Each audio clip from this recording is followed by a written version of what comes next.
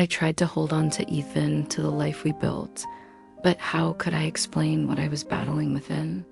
How could I confess a war that was tearing me apart? I couldn't. So I pretended. I forced a smile, convinced he didn't notice the hollowness in my eyes, the emptiness in my touch. I was a ghost haunting our home. One night, amid the laughter and chatter, Ethan held me close. In that moment, I felt the full weight of what I was fighting. To betray him, to lose him, it was unbearable.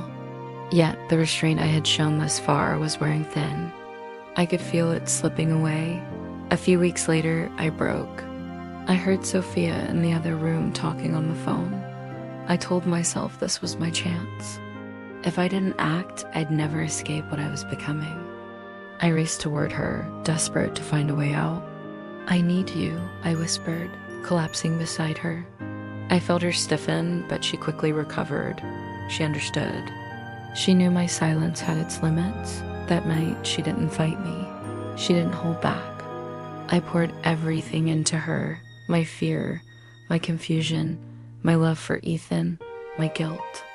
I told her I couldn't lose Ethan, and in that moment, she didn't argue. She didn't tell me this was where it ended. She just held me, letting me pour out my soul. When I finally lifted my head, tears streaming down my face, she had a strange smile on her lips. "I think it's too late," she said. I stared at her, confused, hurt. "What do you mean?" I whispered.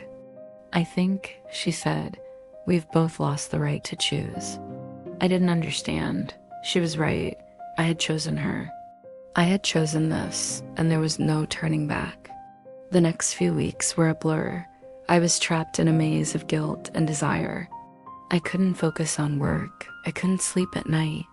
I felt as if I was drowning in a sea of my own making.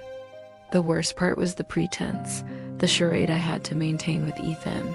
I loved him, but I was betraying him every day, every hour, every stolen glance. Then one evening, he came home early. I was in the kitchen with Sophia. Ethan entered, and I panicked. We were laughing, talking like nothing had changed. I was pouring my heart out to her.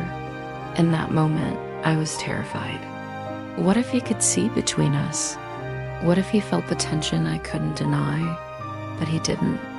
He joined us in the kitchen, and I forced a smile. I told myself I could keep this up, that I could keep secrets. But as soon as he left the room, Sophia and I looked at each other. I knew I couldn't keep it hidden forever. In the end, the truth had a way of coming out. One night, I told Ethan everything. I didn't expect him to understand, but when he looked at me, I saw a storm brewing in his eyes. There was pain, betrayal, anger. Then, just like that, it vanished. He was calm, almost detached. "Why?" he asked, not a hint of emotion in his voice. "I don't know," I whispered. "I'm sorry." He nodded slowly. "I see," he said, and that was it.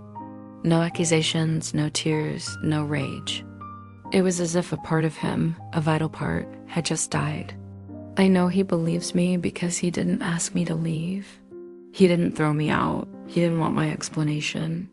All those nights of anger, accusations, fights, they were real. But the love, the tenderness, the bond, that was all facade. I lost him the night I chose her. I was left all alone in our home, surrounded by ghosts of memories, wondering why. Why did we do what we did? Why did it happen? And most importantly, why did he stay? The answers eluded me, leaving me in a prison of my own making. Every room was a tomb of our lost love, every corner haunted by whispers of the past. I was trapped, not by Ethan or my mother-in-law, but by the wreckage of our love. I searched for solace, for understanding, but all I found was despair.